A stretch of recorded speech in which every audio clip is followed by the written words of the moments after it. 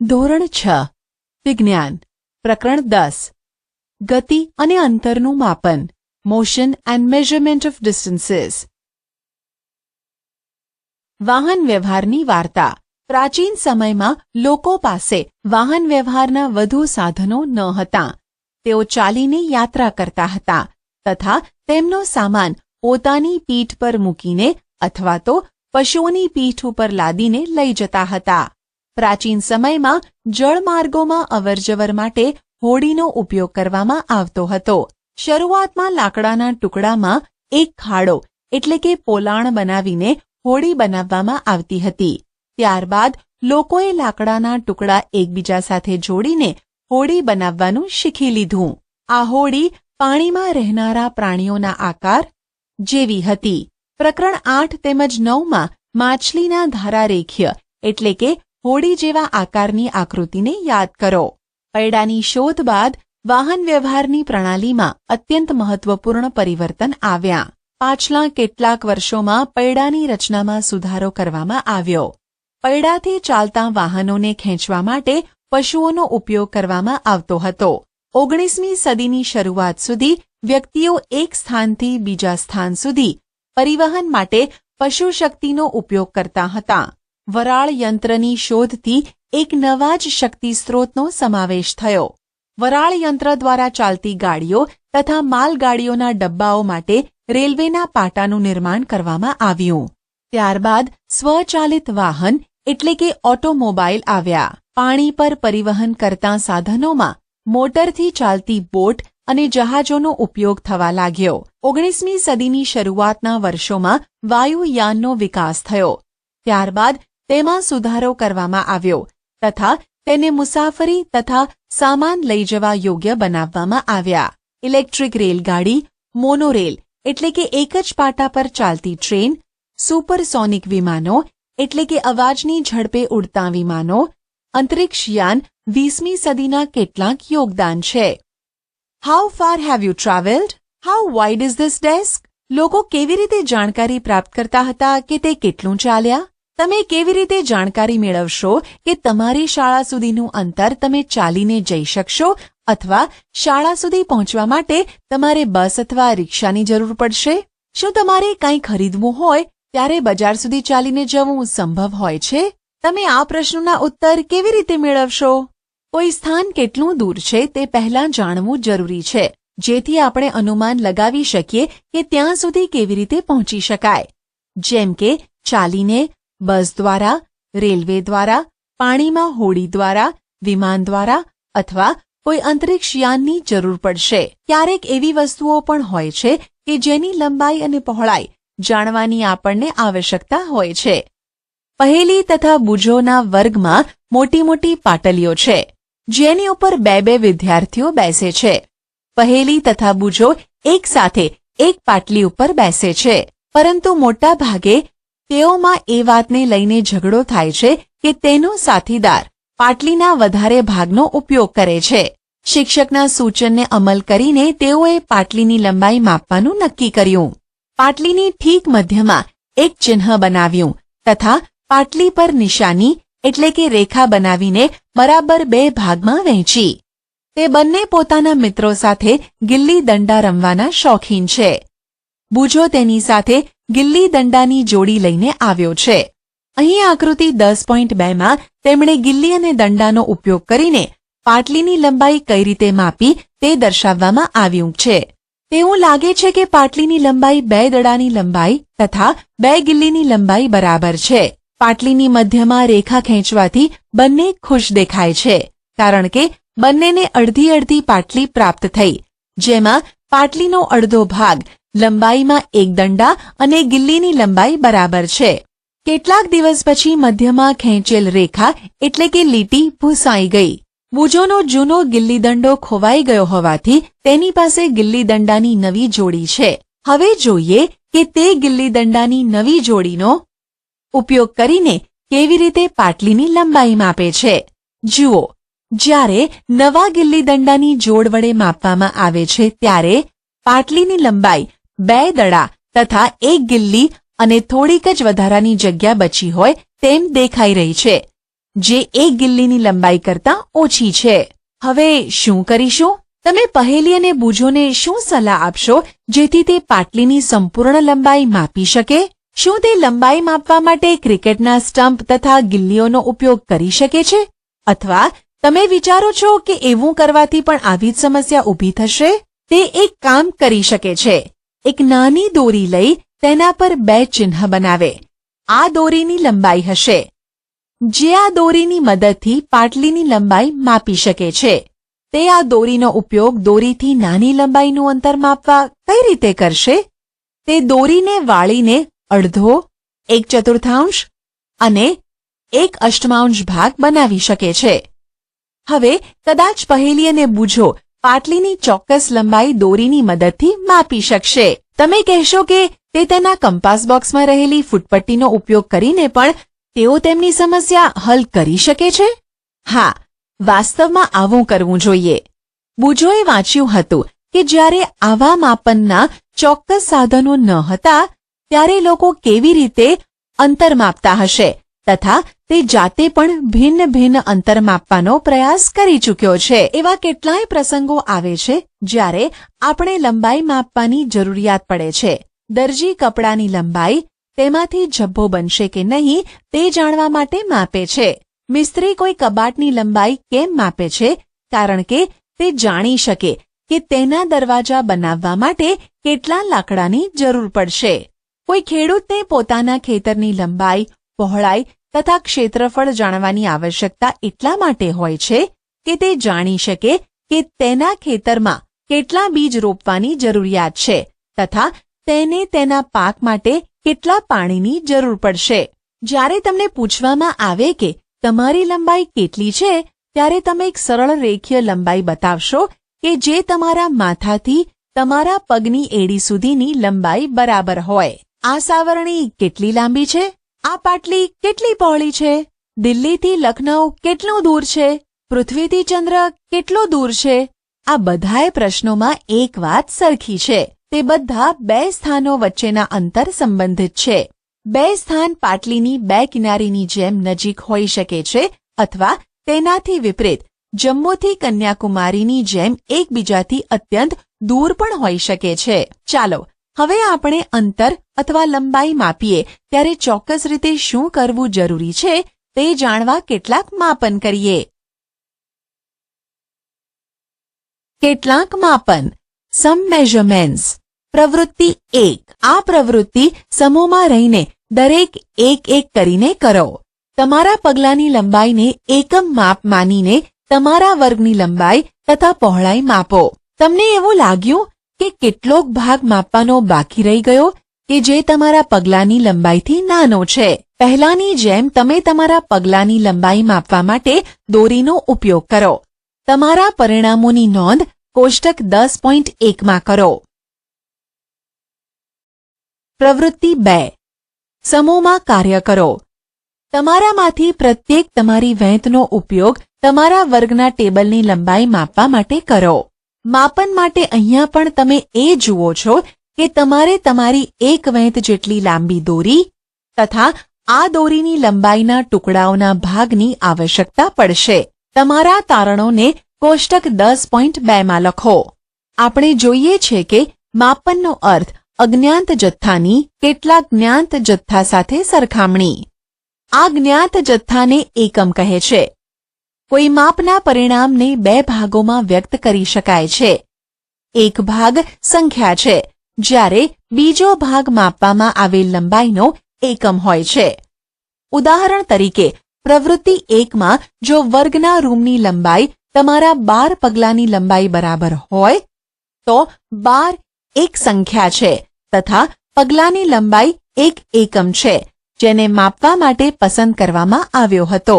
હવે કોષ્ટક 10.1 તથા 10.2માં નોંધેલા બધા માપોનો અભ્યાસ કરો. શું પ્રત્યેકના પગ વડે માપવામાં આવેલા વર્ગખંડની લંબાઈ સરખી છે? શું બધાની વેંત દ્વારા માપવામાં આવેલી ટેબલની લંબાઈ સરખી છે? કદાચ આ પરિણામ ભિન્ન ભિન્ન હોઈ શકે છે કારણ કે તમારી વેંતની લંબાઈ તમારા મિત્રની વેંતની લંબાઈથી અલગ હોઈ શકે છે. તેવી જ રીતે બધા જ વિદ્યાર્થીઓના પગલાંની લંબાઈ અલગ અલગ હોઈ શકે છે. જેથી તમે વેંત અથવા પગલાંની લંબાઈ દ્વારા માપેલ અંતર કોઈ વ્યક્તિને બતાવો છો ત્યારે તે વાસ્તવમાં એ સમજી શકતો નથી કે તે ચોક્કસ કેટલી લંબાઈ ધરાવે છે, કારણ કે વાસ્તવિક લંબાઈ જાણવા માટે વેંત અથવા પગલાંની લંબાઈ જાણવી આવશ્યક છે. આથી આપણને માપનના કેટલાક એવા એકમોની આવશ્યકતા છે જે દરેક વ્યક્તિ માટે સમાન હોય. માપનના પ્રમાણિત એકમો, સ્ટાન્ડર્ડ યુનિટ્સ ઓફ મેઝરમેન્ટ્સ. પ્રાચીન સમયમાં પગની લંબાઈ, આંગળીની જાડાઈ તથા પગલાંના અંતરથી માપન થતું હતું. આ બધા માપનના એકમોનો વાસ્તવમાં ઉપયોગ થતો હતો. હડપ્પા સંસ્કૃતિના લોકોએ ચોક્કસ લંબાઈના સારા એકમનો ઉપયોગ કર્યો હશે, કારણ કે ખોદકામ દરમિયાન પ્રાપ્ત થયેલા કેટલાક નમૂનાઓ ચોક્કસ ભૌમિતિક આકાર ધરાવતા હતા. કોણીથી આંગળીઓના છેડા સુધીનું અંતર ક્યુબિટ કે જે પ્રાચીન ઇજિપ્તના લોકો ઉપયોગ કરતા હતા, તેને વિશ્વના અન્ય દેશોમાં પણ માન્યતા પ્રાપ્ત હતી. વિશ્વના વિભિન્ન ભાગોના લોકો લંબાઈના એકમ સ્વરૂપે ફૂટનો ઉપયોગ કરતા હતા. અલગ અલગ વિસ્તારોમાં ફૂટની લંબાઈ થોડી અલગ અલગ હતી. લોકો 1 ગજ કપડું ફેલાયેલી ભુજાના છેડાથી પોતાના સુધી માપતા હતા. રોમવાસી પોતાના પગ અથવા પગલાંઓ દ્વારા લંબાઈ માપતા હતા. પ્રાચીન ભારતમાં ટૂંકું અંતર માપવા માટે આંગળી અથવા મુઠ્ઠીનો ઉપયોગ કરતા હતા. આજે પણ ભારતના કેટલાક શહેરોમાં ફૂલમાળી ફૂલહારને વેચતી વખતે પોતાના હાથની લંબાઈનો ઉપયોગ એકમ માત્રા તરીકે કરે છે. સુવિધા અનુસાર શરીરના એવા અનેક ભાગોનો એકમો સ્વરૂપે ઉપયોગ થતો રહ્યો છે. તેથી પ્રત્યેક વ્યક્તિના શરીરના માપોમાં થોડી ભિન્નતા હોવાને કારણે માપનમાં મૂંઝવણ આવી હશે. વર્ષ 1790માં ફ્રેન્ચે માપનની ચોક્કસ રીત બનાવી, જેને મેટ્રિક પદ્ધતિ કહે છે. એક સમાનતા માટે સમગ્ર વિશ્વમાં વૈજ્ઞાનિકોએ માપનની એકમ માત્રાઓનો એક જૂથને સ્વીકારી લીધું છે. આજકાલ જે માપન પ્રણાલીનો ઉપયોગ થઈ રહ્યો છે, જેને આંતરરાષ્ટ્રીય એકમ પ્રણાલી એસઆઈ યુનિટ કહે છે. લંબાઈનો એસઆઈ એકમ મીટર છે. આકૃતિ 6 માં મીટર પટ્ટી બતાવવામાં આવી છે. તમારા કંપાસ બોક્સમાં રહેલ 15 સેન્ટીમીટરની ફૂટપટ્ટી પણ બતાવવામાં આવી છે. પ્રત્યેક મીટરને 100 બરાબર ભાગોમાં વિભાજિત કરી શકાય છે, જેને સેન્ટીમીટર કહે છે. 1 સેન્ટીમીટરને 10 બરાબર સરખા ભાગ હોય છે, જેને મિલીમીટર કહે છે. આ રીતે 1 metre is equal to 100 centimetre, 1 centimetre is equal to 10 millimetre. લાંબા અંતરને માપવા માટે મીટર એક સુવિધાજનક એકમ નથી. એના માટે આપણે એક મોટા એકમનો ઉપયોગ કરીએ છીએ, જેને કિલોમીટર કહે છે. 1 kilometre is equal to 1000 metre. હવે આપણે આપણી બધી માપન પ્રવૃત્તિઓમાં એકમ માત્રાનો ઉપયોગ કરીને પુનરાવર્તિત કરી શકીએ છીએ તથા લંબાઈને એસઆઈ એકમમાં માપી શકીએ છીએ. એવું કરતા પહેલા આપણે અંતર તથા લંબાઈ માપવાની સાચી રીત જાણવી આવશ્યક છે. લંબાઈનું સાચું માપન, કરેક્ટ મેઝરમેન્ટ ઓફ લેન્થ. આપણા દૈનિક જીવનમાં આપણે અનેક પ્રકારની માપન માત્રાઓનો ઉપયોગ કરીએ છીએ. લંબાઈ માપવા માટે આપણે મીટર સ્કેલનો ઉપયોગ કરીએ છીએ. દરજી માપપટ્ટીનો ઉપયોગ કરે છે, જ્યારે કપડાના વેપારીઓ મીટર પટ્ટીનો ઉપયોગ કરે છે. કોઈ પણ વસ્તુની લંબાઈ માપવા માટે યોગ્ય સાધનનો ઉપયોગ કરવો જોઈએ. તમે માપપટ્ટીનો ઉપયોગ કરીને વૃક્ષની જાડાઈ તથા તમારી છાતીનો ઘેરાવો માપી શકતા નથી. આવા માપોને માપવા માટે માપન પટ્ટી એટલે કે મેઝરિંગ ટેપ વધુ સુવિધાજનક છે. નાની વસ્તુઓ જેવી કે તમારી પેન્સિલનું માપ લેવા માટે તમે તમારા કંપાસ બોક્સમાં રહેલ 15 સેન્ટીમીટરની ફૂટપટ્ટીનો ઉપયોગ કરી શકો છો. લંબાઈ માપતી વખતે આપણે નીચેની સાવધાની રાખવી અત્યંત જરૂરી છે. ફૂટપટ્ટીને વસ્તુના સંપર્કમાં તેની લંબાઈ અનુસાર રાખો. કેટલીક ફૂટપટ્ટીના છેડા તૂટેલા હોઈ શકે છે. તમે આવી ફૂટપટ્ટીનો શૂન્ય આંક જોઈ શકતા નથી. આવી સ્થિતિમાં ફૂટપટ્ટીના શૂન્યાંકથી માપ લેવાનું ટાળો. તમે ફૂટપટ્ટીમાં બીજો કોઈ પૂર્ણાંક જેમ કે 1 સેન્ટીમીટર ઉપયોગમાં લઈ શકો છો. ત્યારે તમે બીજા છેડાના અવલોકનમાંથી પહેલાનું અવલોકન બાદ કરીને યોગ્ય લંબાઈ પ્રાપ્ત કરી શકો છો. ઉદાહરણ તરીકે, એક છેડાનું અવલોકન 1 સેન્ટીમીટર છે, જ્યારે બીજા છેડાનું અવલોકન 14.3 સેન્ટીમીટર છે.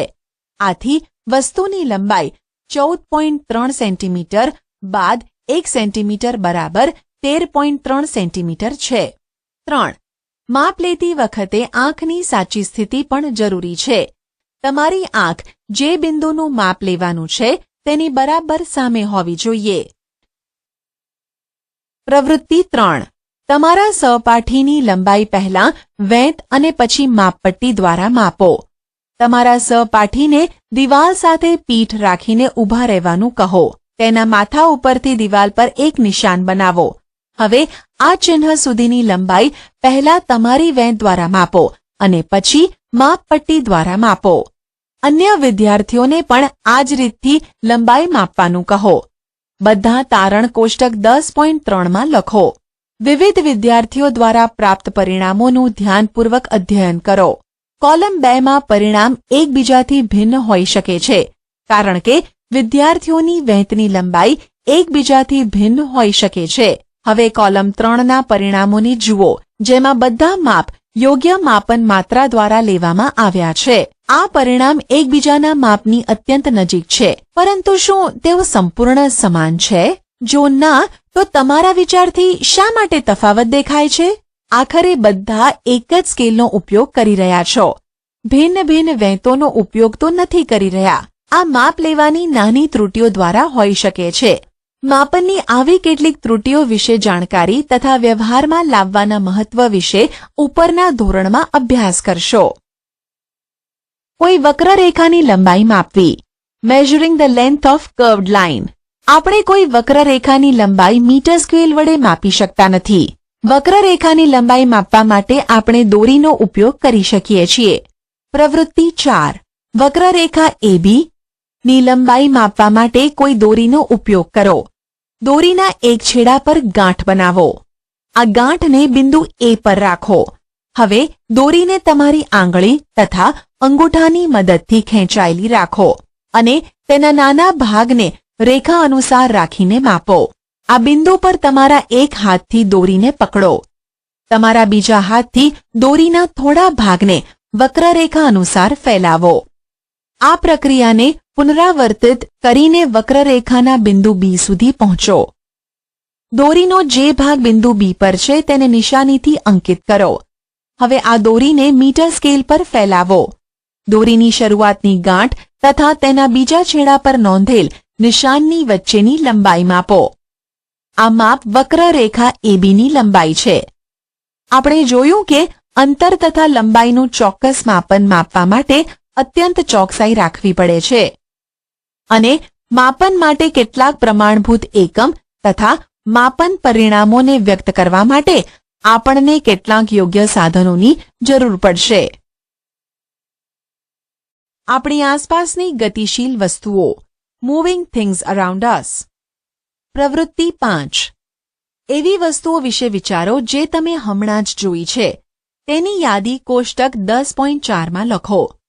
સ્કૂલ બેગ, મચ્છર, ટેબલ, પાટલી પર બેઠેલ વ્યક્તિઓ, અહીં તહીં જતા લોકો, તેનાથી વિશેષ પતંગિયા, કૂતરા, ગાય, તમારો હાથ, નાના બાળકો, પાણીમાં તરતી માછલી, ઘર, કારખાનું, પથ્થર, ઘોડો, દડો, બેટ, ચાલતી રેલગાડી, સિલાઈ મશીન, દિવાલ, ઘડિયાળ, ઘડિયાળના કાંટા પણ હોઈ શકે છે. તમે જેટલી લાંબી યાદી બનાવી શકતા હોય તેટલી બનાવો. તેમાંથી કેટલી ગતિશીલ છે? કેટલી સ્થિર છે? તમે એ ધ્યાન આપ્યું હશે કે પક્ષી એક જ સ્થાને હોતા નથી, જ્યારે ટેબલ એ જ સ્થાને પડેલું હોય છે. આના આધારે એ સુનિશ્ચિત કર્યું હશે કે કોઈ વસ્તુ ગતિમાં છે કે સ્થિર છે. ચાલો આપણે કીડીની ગતિને ધ્યાનપૂર્વક જોઈએ. સાચો જવાબ પસંદ કરી યોગ્ય જગ્યાએ ડ્રેગ એન્ડ ડ્રોપ કરો. પ્રવૃત્તિ 6. જમીન પર એક સફેદ કાગળની મોટી શીટ ફેલાવો, એટલે કે પાથરો. તેના પર ખાંડના કેટલાક દાણા નાખો.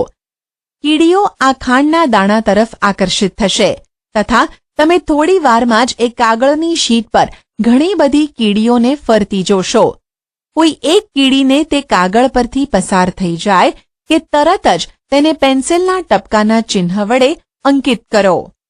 જેમ જેમ કીડી કાગળ પર ચાલતી આગળ વધે તમે તેમ તેમ પેન્સિલથી ટપકા અંકિત કરતા જાઓ. કેટલાક સમય પછી કાગળની શીટને હલાવીને ખાંડના દાણા અને કીડીઓને દૂર કરો. એ વિવિધ બિંદુઓ તમે જે કાગળ પર અંકિત કર્યા હતા તેને તીરના નિશાન વડે જોડીને કીડીની દિશા બતાવો. એ તમામ બિંદુ કે જે અંકિત કર્યા હતા તે કેટલીક સેકન્ડના અંતરાલમાં કીડીની ગતિને દર્શાવે છે.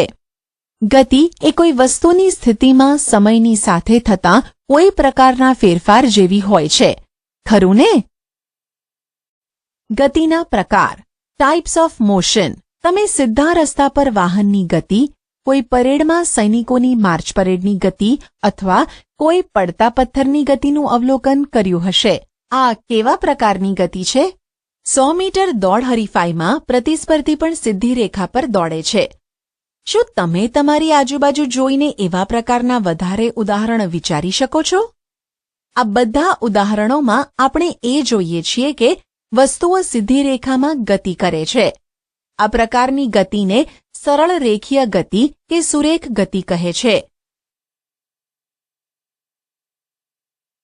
પ્રવૃત્તિ 7. એક પથ્થર લો, તેને દોરીના ટુકડાથી બાંધો તથા તમારા હાથની મદદથી તેને ઝડપથી ગોળ ગોળ ફેરવો. પથ્થરની ગતિને ધ્યાનથી જુઓ. આપણે જોઈએ છીએ કે પથ્થર વર્તુળાકાર માર્ગને અનુસરીને ગતિ કરે છે. આ ગતિમાં પથ્થરનું અંતર તમારા હાથથી સમાન રહે છે. આ પ્રકારની ગતિને વર્તુળાકાર ગતિ કહે છે. આશા છે કે તમને આ ઈ લર્નિંગ મોડ્યુલમાં મજા આવી હશે. આભાર.